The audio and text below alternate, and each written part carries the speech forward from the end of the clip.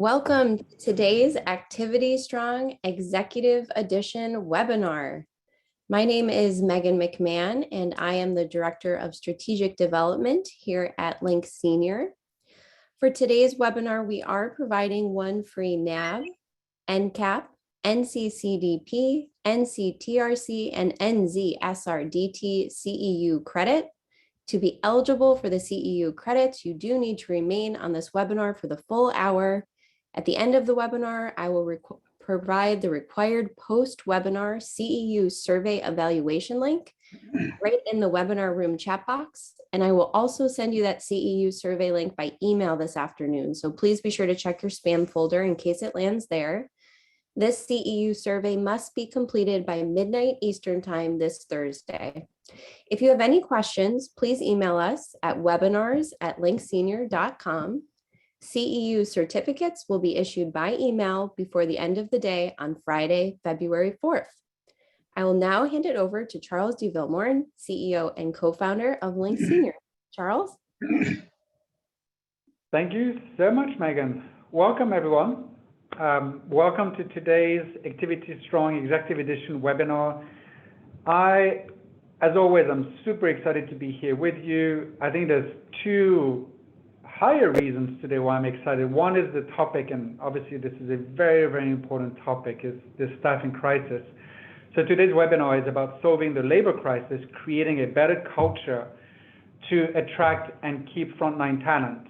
And the second reason I'm so excited about today's webinar is our esteemed, very valuable, fantastic, awesome, amazing speakers.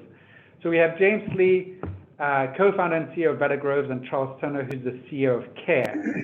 So as a quick reminder, Activity Strong, this executive edition is all about trying to invite our quote-unquote executives in this discussion about the all-importance of activities and life enrichment and programming. A little bit of background on who we are. So I am Charles de Villemorne, the CEO and co-founder of Link Senior. I started Link Senior 15 years ago now, actually, and with two sets of profound values. One is the fact that, quote unquote, old people are cool. So this idea that we don't want to segregate on anything, even age. And obviously the second thing, the reason why we're all here today, is to empower, acknowledge, and educate activity and life enrichment professionals. So this platform called Activity Strong is in partnership with Activity Connection, NAP, and NCAP. And as a quick reminder, our work at Link Senior is to help you engage all of your residents, regardless of the preferences, where we stand physically and cognitively, and we have demonstrated outcomes in the form of a clinical study that was published a couple years ago. So today's presentation, exciting, as I said, in many regards. I think that the best way to connect it to activities and life enrichment and programming is the fact that when we define engagement, we should never forget that it is about creating this collaboration with the elders that we serve, right? So if you ask any activity professional or any life enrichment professional, what is the quote unquote why, right? Most of you, if not all of you, respond that you show up at work because you want to engage elders and, again, collaborate so they can find purpose every day. So that's my quick word of introduction for today's presentation. I'd love to introduce you both. I'd love to introduce you to both of our, again, amazing and awesome speaker. And I'll start with James. So James, first of all, thank you so much for coming back. As a reminder, happy to be back. Everyone, go ahead, James. Happy to be back. Yeah, exactly. James was with us back in, I think, January, James, right? January 2021? 1 year ago. Exactly, 1 year ago. And, James, for me, I like the fact that you're, quote unquote, one of us, right? You started as an activity professional, I remember. That's right. Yeah. It's and I still describe it as the hardest job I've had in senior living, and I still hold to that. Fantastic. And obviously our second speaker, who has an amazing first name, Charles Turner. Yep. Yeah. And I've had the pleasure of meeting Charles years ago, and in a way considered Charles a friend, but sometimes beyond a friend, also kind of a mentor, where Charles, before starting this fantastic organization called KARE, also worked in senior living, owning and operating different types of buildings. So with that and a quick introduction, I would also share the fact that James and Charles both have a fantastic point of common, which is that they live and work in Texas. And with that, I'll let you both start today's presentation. And thank you again for joining. Charles, it's yours. Awesome. Great. Yeah, thanks. That was an unnecessary and mostly untrue introduction, at least for me. James is Agreed. You can go on a lot more about James than me, but yeah, my background, I'll just a little bit more about, I have been, still I am actually, an owner and operator of buildings kind of all over the Sun Belt. Before that, kind of a background in technology. I can't say I'm a technical person at all. But in 2019, a bunch of folks in the industry leaders said, hey, we need to get together and solve this labor problem. We're studying what others were doing in the acute care space, but realizing those solutions would never scale for us. And so that's where we created KARE, KARE with a K. And why is it KARE with a K? There's no reason. We just wanted to be obnoxious. And those of y'all who know me know I thrive in being obnoxious and immature for being almost 48 years old. But it's been, we've helped a lot of communities. We're probably in 22 states. We'll be in all 50 states by the middle of this year, hopefully. Helping fill open shifts, way less than a staffing agency, way less than paying overtime, things like that. So, and because of that, we have tens of thousands of folks that work on our platform. And I say folks, meaning frontline caregivers, nurses, CNAs, med techs, LPN, LVNs, RNs, and some hospitality workers in some states. We have a rich, let's call it, database of people to ping and ask questions of. A lot of times you see workforce surveys and we ask the facilities what they think they're doing right. But it's really hard to ask, how do you get a whole bunch of frontline workers and ask them what they think? And so that's where James and I came up with this study, basically asking the questions, okay, we ask the facilities or communities, and we ask the frontline workers the exact same questions, like, why do you want to work for a community? Why do you not? Why do you come and why do you go? And see where they agreed and where they disagreed. A lot of this was commissioned by the Texas Assisted Living Association, and James and I are both in Texas. We sit on some committees there, but it's kind of taken on a life of its own with the study.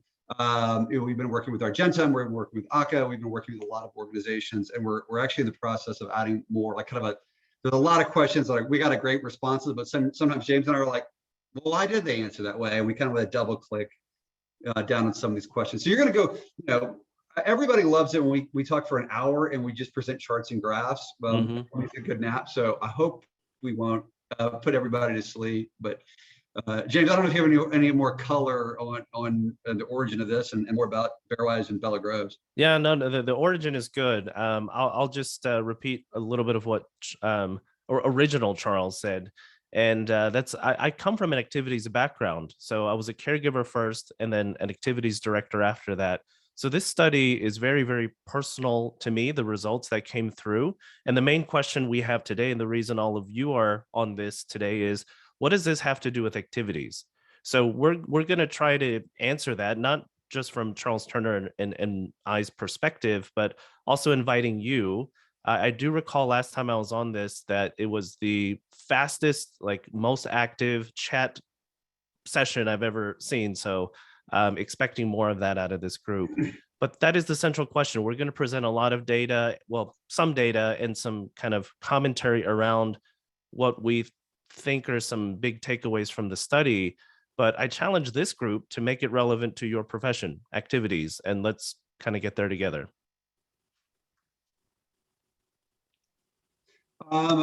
And so I guess without further ado, and my stupid joke I always have to make is, why do we always say without further ado? And what if someone wants more ado? I don't know what ado is, to be honest with you, but apparently we want less of it in our lives. Okay, I'm going to share. Let me know. I struggle sometimes with this. Can you all see my screen? Let me do that. Click on point and click. Yep. All right, what are y'all seeing?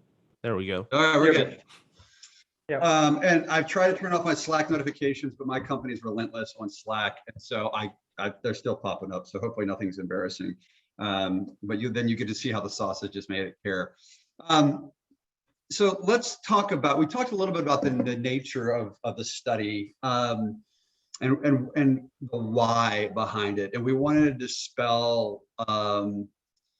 We want to see if there are any myths we need to dispel. And look, as an operator, as a former recovering operator, for me, culture was paramount, right? And we've got to build the right culture. One of the things, and I'll speak for myself, is that one of the big outcomes of the study, and we've cross-referenced this with some other folks, like best places to work and things like that. It turns out the conversation around culture, at least as we define it as an industry, is I'm going to say this and just to make people mad, but it's generally a colossal waste of time.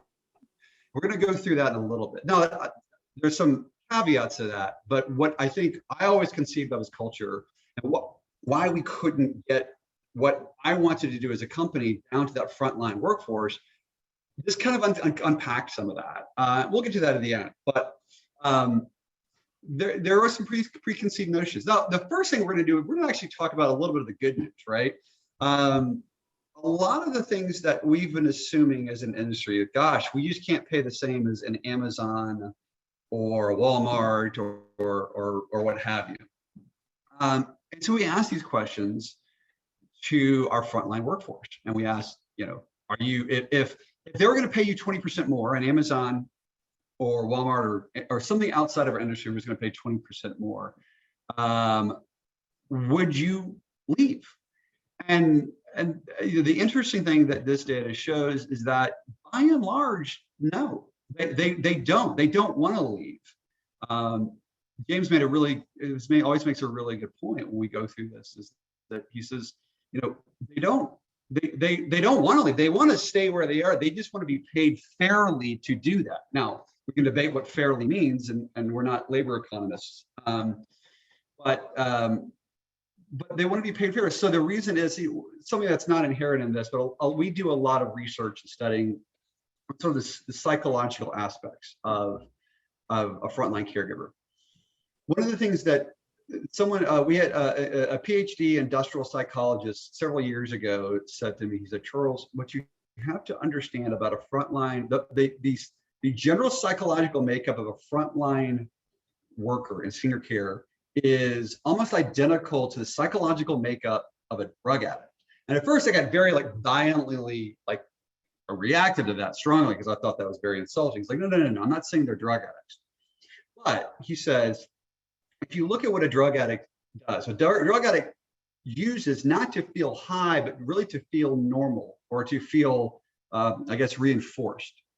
And he says, if you look at a lot of our frontline workforce, he says, a lot of them maybe they have poor life skills, or maybe they struggle with things at home that are out of their control.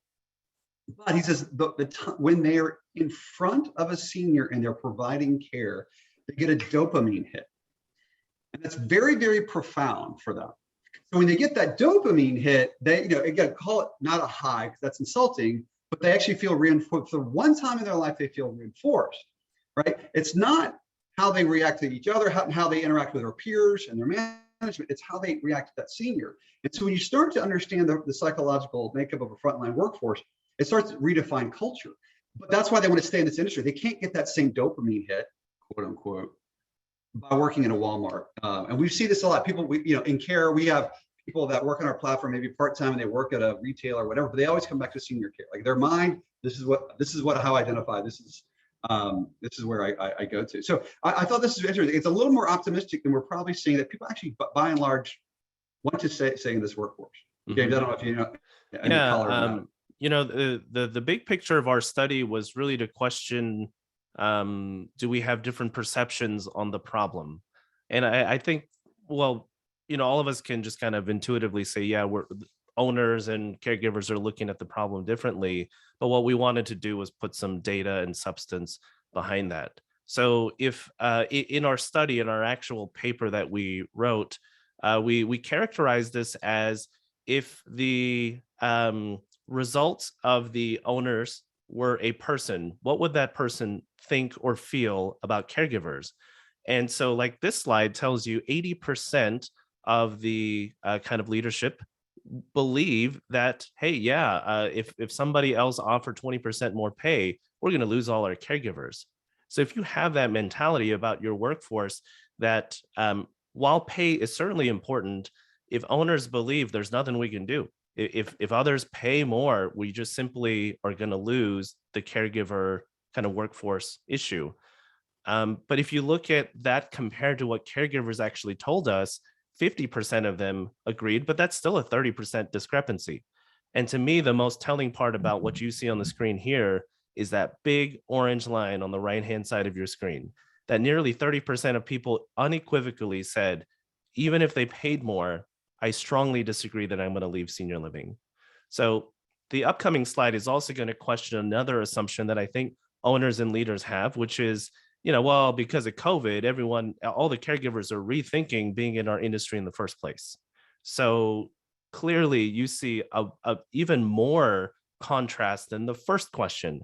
So I think what this did for us, for Charles and I, when we looked at this was, first of all, we need to share this with other people, that our assumptions are just wrong. And earlier, Charles said we need to double click and kind of dig to the second level question, which is where we want to go. But I think if we're going to change a problem, we have to question, are we looking at the problem the right way? Yeah, I completely agree with you. This data also reinforces a lot of stuff. There are other studies that say, okay, let's just kind of let's talk about the order of magnitude of what we call the workforce problem, right?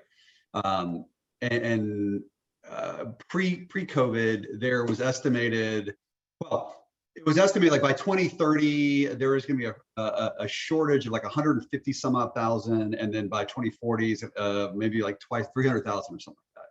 But the problem with that study was that it was only the incremental, like it took like how many workers do we have now, and then how many more do we need kind of with this silver tsunami. What it did not take into account was the folks that are leaving, will be leaving the workforce, just retirement, aging out, et cetera. So the number is really more, I'll call it around 2 million. That was pre-COVID. Okay, so over the next 10, 15 years, we need to find 2 million people to replace and add to the workforce we have. Now, COVID hit, and best estimates say that about 15% of our frontline workforce has just left. They categorically walked away from the industry. Okay, so we have a labor crisis. It's here to stay, but we have a foundation to build on, right? And it is that once people are here and they're in the industry and they're providing care and they're getting that quote unquote dopamine hit, they want to stay, by and large want to stay, right? I think we're weeding out people that may not want to be here, and we're keeping the ones that really want to stay. So we have foundational. So we have to kind of sell ourselves of, if you have a big heart and you want to care for seniors, we have the opportunity for you. And there are more people out there that may never have considered senior care. Yeah. Yeah, caregivers have basically told us this era, this COVID time has made us double down on, we see ourselves in this industry, we want to be in this industry, and we see ourselves in this industry for the long term. So I know how much that probably contrasts with what people are feeling, executive directors, other people on the line right now who are thinking, well, that doesn't sound real at our community because we can't find caregivers to come work here. But think about how often we go and survey actual caregivers. And that's the goal here. That's the purpose of studies like this, is let's actually go ask caregivers what they think. And then what can we do about that? This reinforces it, right? So we asked the communities, and we asked the caregivers the exact same thing. And I think the facility response, they're feeling the pain, right? They're feeling that 15% that walked off. So I think they're when you look at an aggregate, like I need people, and therefore I'm going to take that and apply it macro across my workforce. That's a little more pessimistic than when you ask each individual caregiver where like, you know what, I don't think it's as bad. I mean, it's bad. Let's not sugarcoat it, but it's not categorically as bad as we think. You know, we're asking the question 5 years from now, will you be in, you know, one of the things like James and I talk about kind of double click, we're actually about to roll out a kind of a follow-up to this question because now you have to understand these questions were asked pre-Omicron, you know, they're post-vaccines, kind of pre-vaccine mandates. And so there's been some age, there's been a few months since it's been done. So we're gonna now ask, okay, now because of Omicron, now because of COVID, vaccine mandates, are these numbers changing at all? And also with like PPE requirement, OSHA requirements, and all these things, the regulations that are coming, that are here or are coming, frontline workers say, you know what, I'm just getting tired of this. This is going on and on and on. I'm leaving. All right, we're asking this question. We don't know the answers to that yet, but we'll see, and hopefully we can kind of report back with the responses to that. Yeah, you know, in the last time I was here with this audience, I'm trying to recall. I think the title of the presentation was that activities is the secret sauce of senior living, and I believe that. And the basic premise of that was that our industry, for the most part, treats activities as like a secondary offering at the community, and that the care is the most important thing that we do. But you know, my contention is, as I'm sure everyone on this call would probably agree, care is the means to the end. You do the care so that you can have a lifestyle. So, you know, so they're not apart from one another. One helps to get to the other. And so the bigger picture, as I see it, is what is life enrichment, activities, whatever word we choose to use to encompass that. How do we get people in our industry to kind of move towards that? So the underlying question there is how do caregivers feel like activities professionals? I think that is a central premise. The earlier part of this presentation is questioning whether or not caregivers are motivated by the same things that we think they're motivated by. So if we take this as truth, if we accept this as truth, that caregivers want to stay in our industry, they haven't been negatively impacted by COVID to think, no, I'm getting out of here, and they want to stick around. Now the big question is, how do we keep them around in a way they feel like they're doing more than care, that they actually feel like part of an activities culture? Good. Yeah, and by the way, I can't see the chat group or the Q&A, so Charles DeVee, if you've got anything in there. French Charles, we call it. Yeah, you can call me French Charles, but I did like when you call me the original Charles. I really like that. So that's bad. feel free to do that again. I'm older. I'm the OG. Yeah. I'm the OC. No, so obviously in the chat there's a lot going on, which is great. Please keep it up. You know, I would be lying to say that it's all kind of rosy. There's a lot of people painting a kind of dim picture. Yeah, I think you say dim. But I think there's two main things that are coming, which is one, obviously, James, we love what you're referring to when it comes to the secret sauce.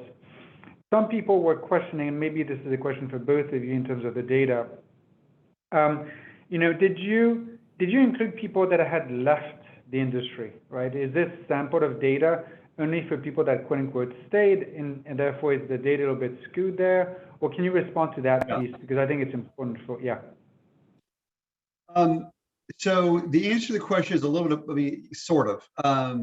These are people that are credentialed, know they're credentialed. And we know, again, a lot of it came from the data of the people that work on care, and a lot of people we know, we've done other surveys. We've done some specifically COVID related surveys that reinforce a lot of this data in terms of people leaving, but we still survey the people, a lot of people on our platform who may be either, let's say, that have left, or frankly, let's call it more sitting on the sidelines. So we do know there is a population. I can't honestly say who and what, because those lines are not as binary as you think. People have left the industry, but gosh, they want to pick up a little bit, I work at fast food, or I work at Walmart or whatever. I still want to make more extra income. So maybe I pick up a shift or two a week or so using the credential that I have. So you have a lot of that, and I can pick and choose where I want, because like, oh, that's got COVID, that one's not have COVID.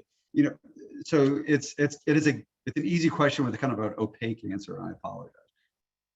Yeah, but we did also survey. We sent the survey to TALA members. So Assisted Living Association here in Texas sent out the survey to their own caregiving team. So there's a mix of responses here from people who are currently in assisted living, this kind of middle ground that Charles talked about, and people who have who are in senior living, but through organizations like KARE. Correct.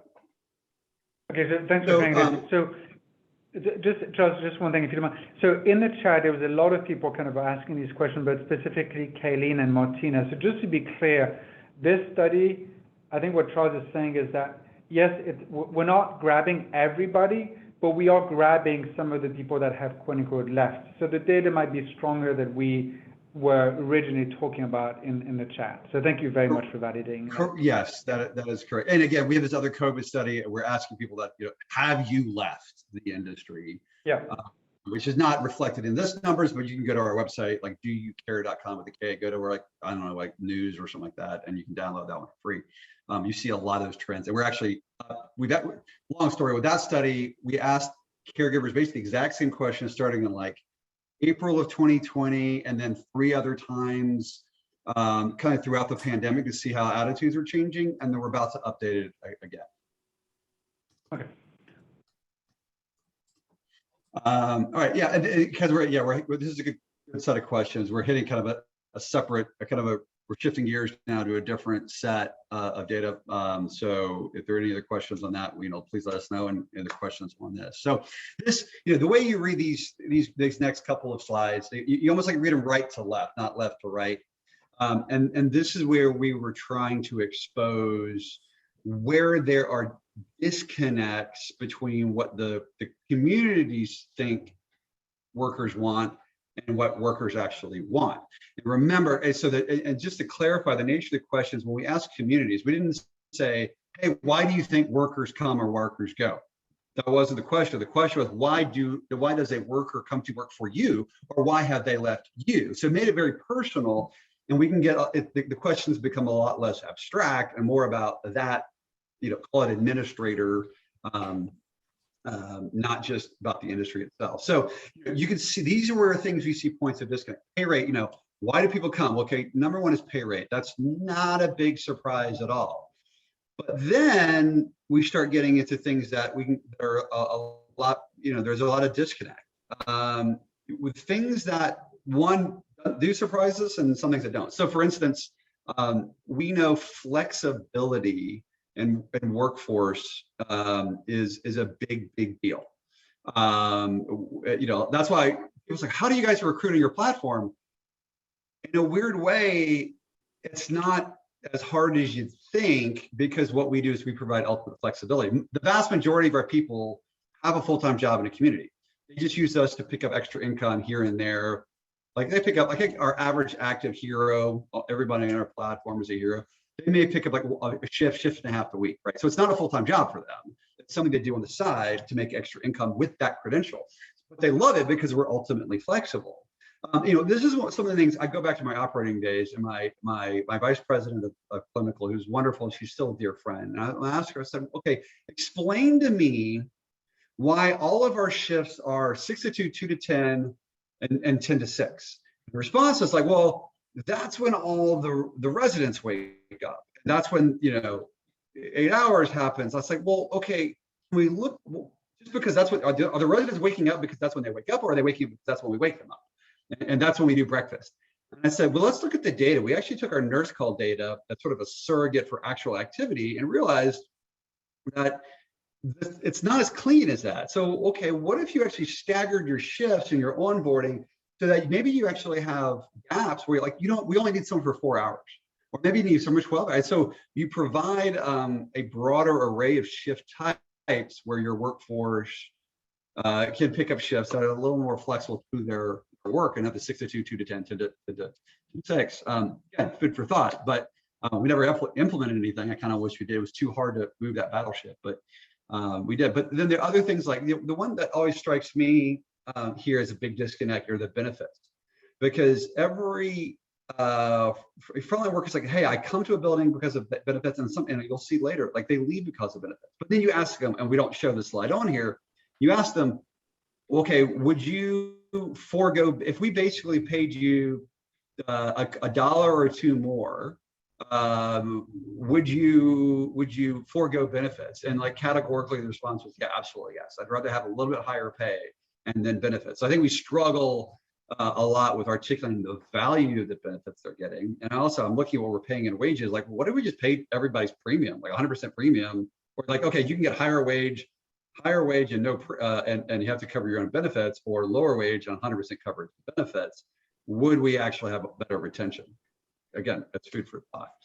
Other things on here, like, we see this over and over again, working with friends, it's not as big of a deal as we think it is. I think there's a big disconnect. I think they're like, we don't really care about our coworkers. We care about management. We'll get to that in a second, but we don't really care about that. And there's actually a heavier emphasis on how nice the facility is, but that surprised me. They prefer, that's more of an emphasis than just, than I think the communities thought as well. And James, I don't know if you had any further insights in some of these bullets. Yeah, the one I look at, flexibility of work schedule, I know on the screen it looks like 8.6 to 7.0 is not a big discrepancy, but if you look at it percentage wise, it's 16% difference between what caregivers said and what we owners and leaders thought.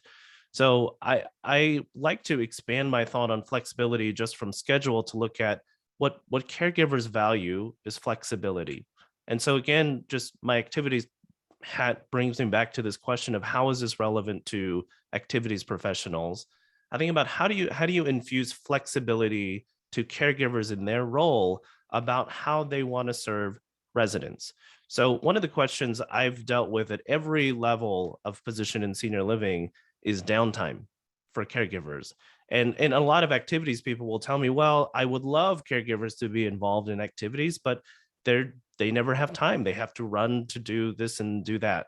And so one of the practical ways that our company, our operating company, Bella Groves, is trying to solve that is, yes, we're addressing pay, we're addressing benefits, but beyond that, once people are there, they want to feel good about the work. So one of the things we've done is structure our caregiving ratios we are memory care, by the way, to a 4-to-1 ratio, meaning every 4 residents, there's going to be 1 caregiver. So that means that we have built in downtime. We have said that activities and programming is a critical part of your job, and specific to memory care, you can't always plan it. You can't put it on a checklist. So we, the owners, have to structure the organization in a way that you can do that. So to me, that gets at flexibility. This result on the screen here, when it says flexibility of work schedule, doesn't just mean, can I work a different shift at different times? It also means, do I have flexibility in how I work within my shift? Do I have flexibility of not just running ragged for 8 hours, but also incorporating downtime? James, there's one comment that's been coming up, and you kind of alluded to that here, which is, I think her name is Tara White. Tara was saying that with the pandemic and the staffing crisis, she's been pulled in different departments, different disciplines like nursing and dining and transportation and so on. And we're hearing that all the time from activity professionals. So there's a joke saying, well, at least you got job security, but I think we could go beyond that and also recognize that this idea of the universal worker model, we've been trying to implement that for years. And I'm hearing from you, James, that you've, as the owner of your organization, you're proactively implementing that in the form of a downtime. Is that kind of a good way of looking at it? Yeah, I would say, so, what is a universal worker? I mean, what do we think a universal worker is? Most organizations probably make caregivers exclusive to ADLs. Your full-time job, 99.9% of your job should be assistance of daily living. So I think, if you think about how many hours a day does a resident receive physical care, ADL support? A universal worker, if you just do it mathematically, you should take that proportion of time allotted for care. So let's say your resident gets 4 hours of care, physical care a day. I'm doing math in real time.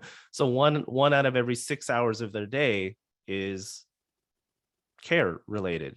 So then, the other part of it is, okay, well, how much of their time is in what we would categorize as activities?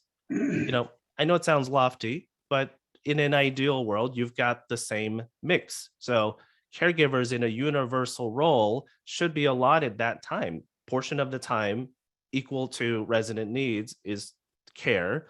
Some of it's dining, some of it's programming, and there's a lot of things. So for our company, Bellet Groves, our caregivers are universal. They do the care, they do the programming, they do the meal service. The specialized roles like cooking or housekeeping or maintenance, we've got people covered for that.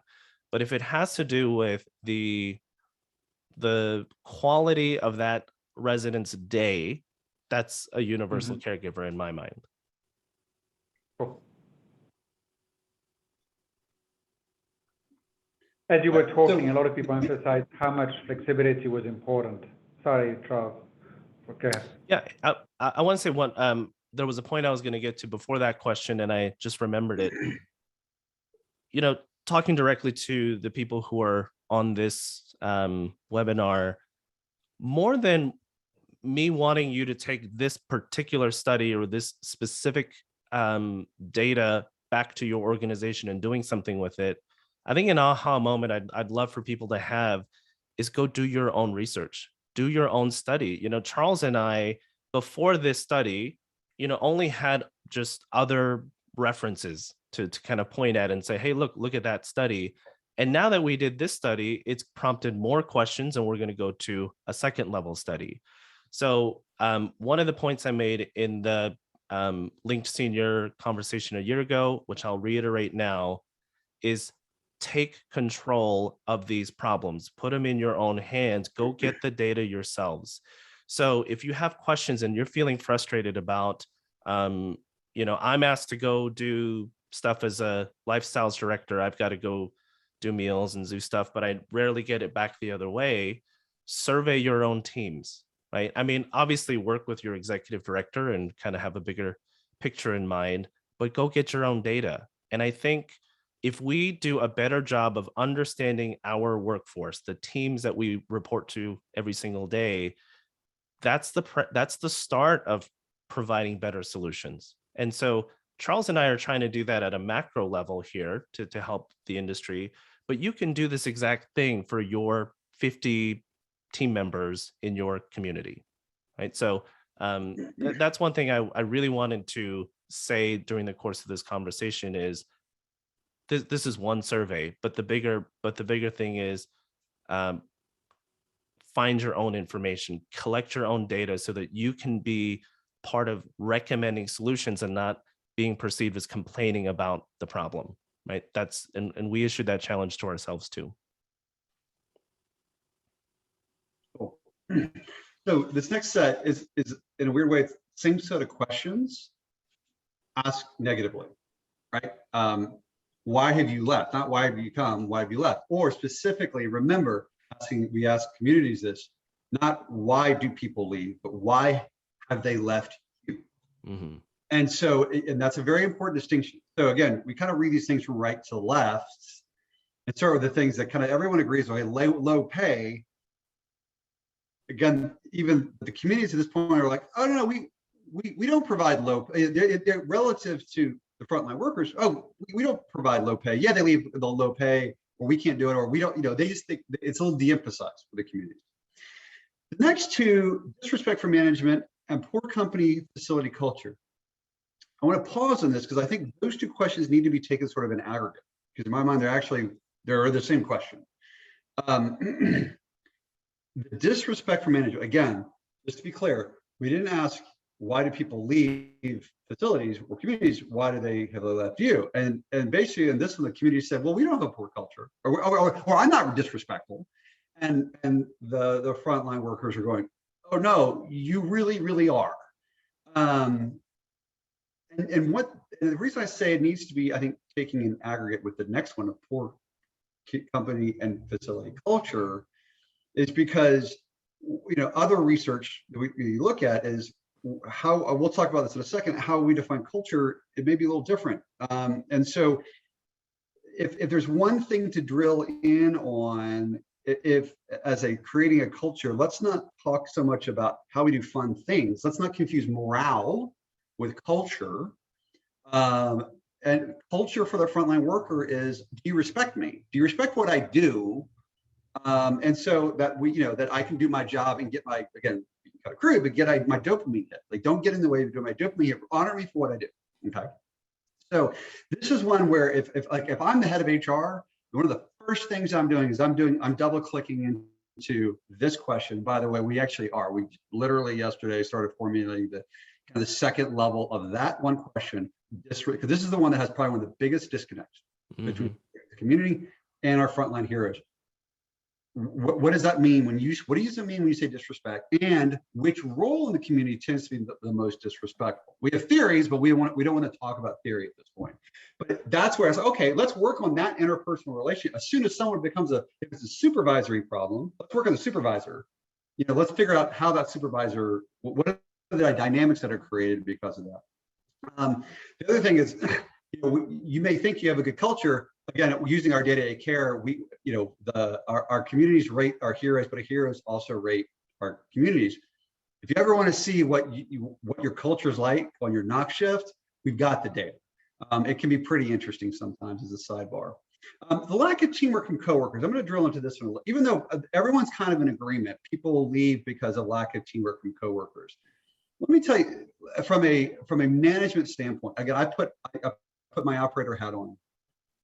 And what's not necessarily reflected in this data, but we do have other survey data that reflects this, is I personally asked 150 frontline caregivers, CNAs, what is the number one thing that makes you mad when you go to work? Basically trying to understand what's a big demotivator for you. I would have assumed, I think everybody assumes, lack of respect. Turns out that's actually number two. The number one response we got, almost verbatim from everybody, out of 150, about 2/3 said the exact same thing.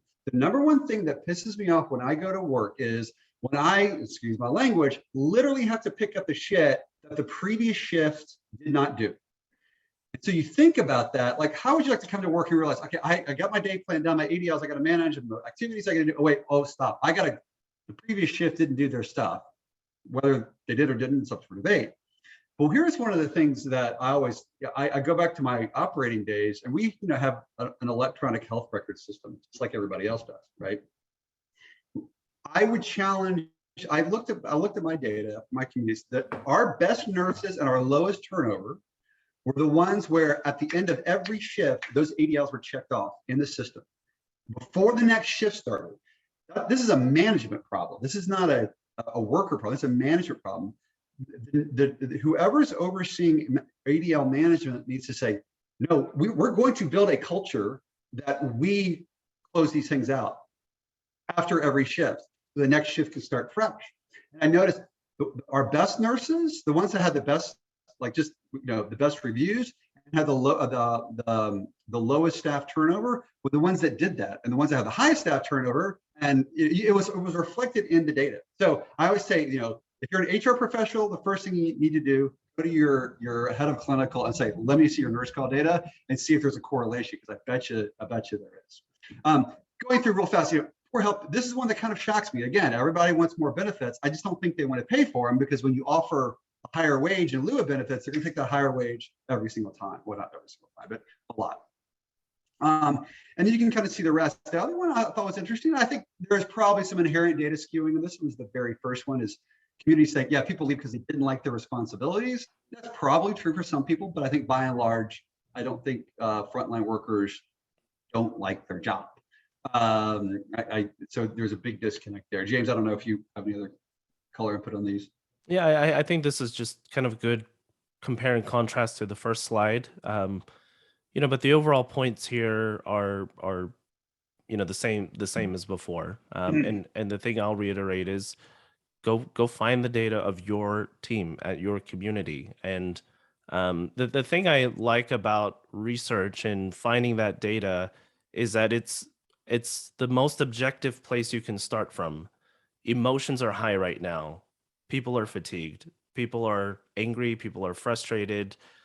So we, like everybody on this call and not on this call, has an opportunity to influence their environment. You know, we can influence that from a position of we're pissed off and we're going to air out our grievances now, or okay, I'm going to try to do something about this. And a starting point, anybody can take this torch, anybody can take it on their team, but why not us? Why not, you know, you, the lifestyles force of our industry, lead that effort of just finding better information about what's going on your team and have that as a starting point. So that's all I had to say about that particular slide, Charles. Cool. Can I add a quick thing here, Charles Yeah. Turner? No, I really love your point here because, I mean, to be honest, I knew about it, but I didn't know that that it was before and actually was number one, right? And I think that's this idea of accountability, sorry.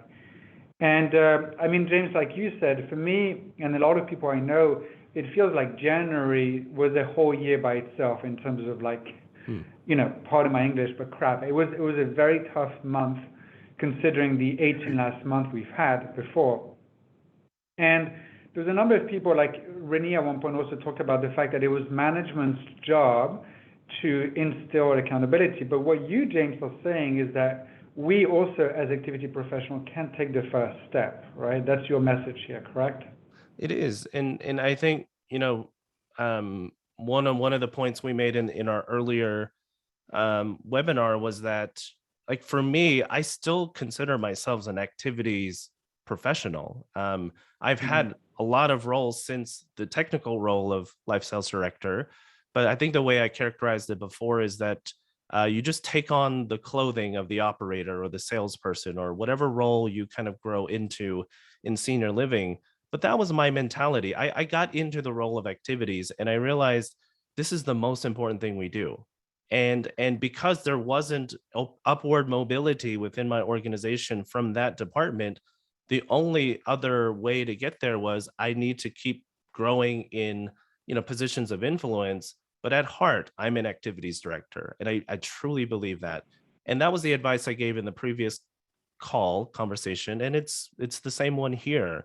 Is don't leave it to your regional directors or your HR directors, your VP of people operations to go do these surveys. Get the data yourselves. And I think that kind of approach adds more credibility to anybody coming to the table with solutions. Yep. Thanks, James. I throw this up here sort of as a point of discussion. So this is a couple of weeks ago.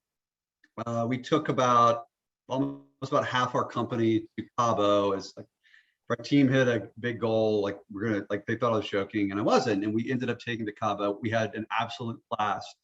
But this picture, I love this picture because this is for us, is a great reflection of KARE's culture.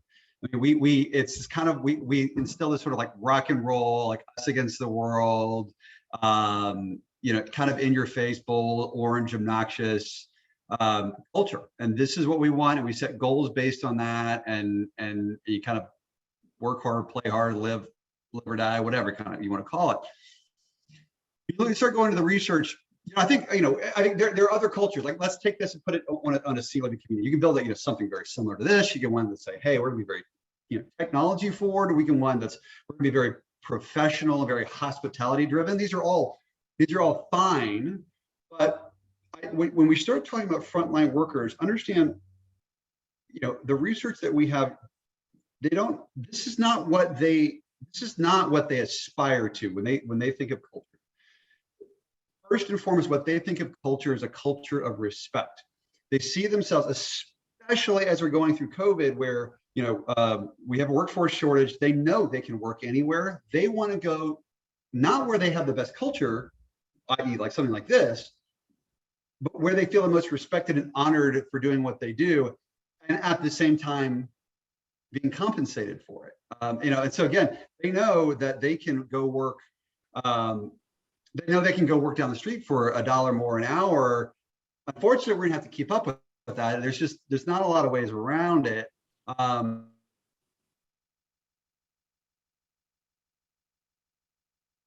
I think Charles froze, but Yep. I'm not sure the exact point he was trying to make, but I think to carry it forward here on this culture slide, I think the point Charles was trying to make was that, going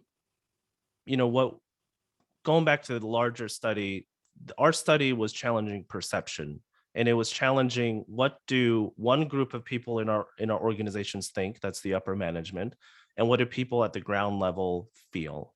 So Charles has this kind of point about culture is kind of overemphasized or misunderstood. And the thing that I'll maybe agree to as part of that, we lost Charles. The thing that I'll agree to as part of that is, culture is, I think oftentimes we think that culture is top down. And I really do understand why it can feel that way. I've been in a lot of situations where I felt frustrated and just exasperated and felt like there's nothing I can really do about it. But this is the group here, this audience, these are the culture warriors. I saw in the chat group a lot of people kind of superficially refer to it as the fun girls or the fun people. But if we are all about fun, that also means culture. That also means let's go lead the studies on culture. What does it look like at our team? What does it look like for us? And if you want to influence change internally within your organization, you define what life enrichment is. I think I saw that question pop up, is like, how do you define life enrichment? Well, it's defined however you see it for your group of people. So I think Charles is hopping back on here. But I also know we're kind of wrapping up on our time here. Original Charles, we got 8 minutes left. So however you want to kind of direct us to a summary. No, that's fine. There is a question I do want to ask before the end to actually both of you. Charles, thanks for joining back. Obviously this is a great state of where we stand and what your data shows. And obviously, hopefully things are going to improve. But I'd love to hear from you both. What kind of innovation are you seeing? Charles, I'd love you to spend a little bit more time explaining what KARE is also. And so anything that you feel is quote unquote innovative or that you'd like to see these days would be that would be a great way to kind of sum it up a little bit. So if I understand your question, sorry, like most embarrassing thing ever, your internet just goes down. But so you're asking the question of like what innovations that we have to possibly improve some of this, right? Great. What do you see working right now? Yeah, I'll talk a little bit about KARE and what we do, and because again, we have tens of thousands of people working on our platform, and the data we can get from that is that we see a lot of evidence of, I would say, less than optimal behavior by communities. One of the slides, we don't have to show it, but is you actually have so this is the kind of data. These are 2 shift posts. Basically, what happens with KARE is we pre-vetted, pre-qualified, drug background check tens of thousands of people to work on our platform, and a community says, "Hey, I can't fill an open shift." The community sets the pay rate. We don't set the pay rate, and so you decide how much you want to pay a caregiver, and then I can apply and James can apply, and you see my 5-star rating and James's 5-star rating. You pick James because why wouldn't you? But you get and then the hero gets paid the next business day as long as they get a 4 or 5-star rating. So it's very they're reinforced. They get compensated for doing better work. But we also do a lot of meta-analysis on stuff like this, right? That says, okay, these are 2 different shift postings. This is literally, it took me five seconds to do. Like, clicked on one building, clicked on another building. Look at the shift descriptions. One is, hey, this is what we expected you, and this is the attitude we expect you to have, right? And then we'll honor you once you come. You're part of our team. You're not separate. The other one is ADLs. Now, if you were a frontline caregiver, which one do you want to work for, right? I think there's a lot of tonality of just how you correspond. Like, I don't know if you guys use Orange Shift or Smart Links or whatever, do staff scheduling, how you do messaging. How do you, look at that, you have the data, you actually have a lot of more, we're all text-based now. How do you honor caregivers? And just look, you just start auditing how people talk to each other. And that's what we do. And we find out, like, wage agnostic, I'm going to work for the one on the left, not the one on the right. That is, a big way of doing it. And then of course, we always talk about wages and things like that. That's a whole nother conversation, which we have a lot of macro data on. But I would honestly look at, you already have EHR systems, you already have written communication. I would just audit that stuff and see how people are communicating. James, any last thoughts before we wrap up? Yeah, going back to the continuation of this thought that I consider myself an activities professional, and I've grown into other roles with an ulterior motive to make what I learned about senior living in that role 13, 14 years ago.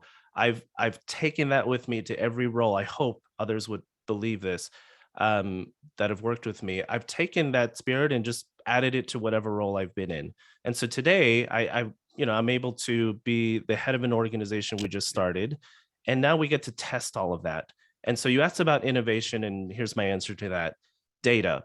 We think data belongs to operators or salespeople or whoever. It doesn't. It belongs to whoever collects the data. And so one of the theories that I have is, or we all hold to be true, is that the social determinants of health are as important, if not more, than ADLs. And I think French Charles, original Charles, you made that point sometime before as well. I believe that to be true. I'm going to prove it with data through our company. So how we track our activities, what we even categorize as activities, we're educating our customers about it. And then we're collecting data to compare against other people who aren't collecting that data.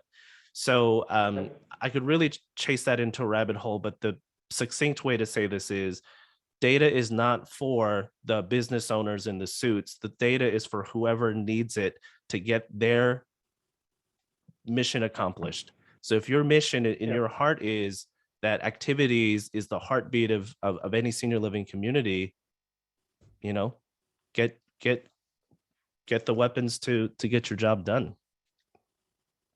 Yeah, I thank you so much, James, for remembering that. Yeah, we definitely believe wholeheartedly that engagement is as important, sometimes more important than medicine. So thanks for the reminder there. My quick thought, again, that I really like about your presentation and your data is basically the fact that all of this is a conversation, right? Like a lot of what you've highlighted in your presentation today is the disconnect, unfortunate disconnect between the operator, the frontline people that leave, people that stay, and so on and so on. But what I do like about your work here is also the message of empowerment, right? Basically, there is a difference. It can be solved, it can be fixed. And James, and both you, also Charles, providing tools and explaining how this could be done. And obviously one of them is data, and one of them is this idea of empowerment. So, I do want to thank you both again for participating in today's, participating, like actually helping us build this amazing webinar and experience.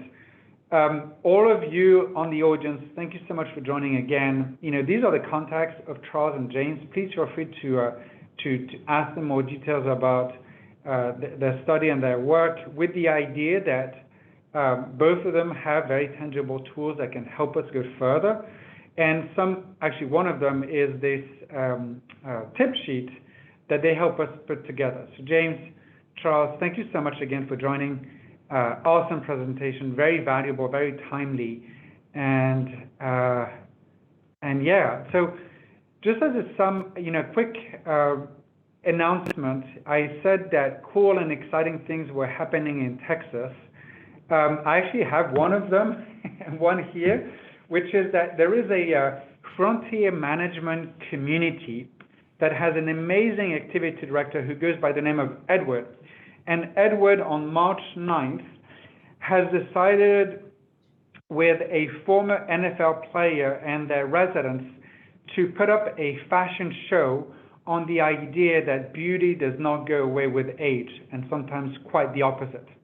So all of the information about that particular event, again, March 9th at 2 p.m. Central, is going to be available on our Activity Strong Facebook group. And as a reminder, we recently revamped our whole Activity Strong webpage so you can find all the information about upcoming events.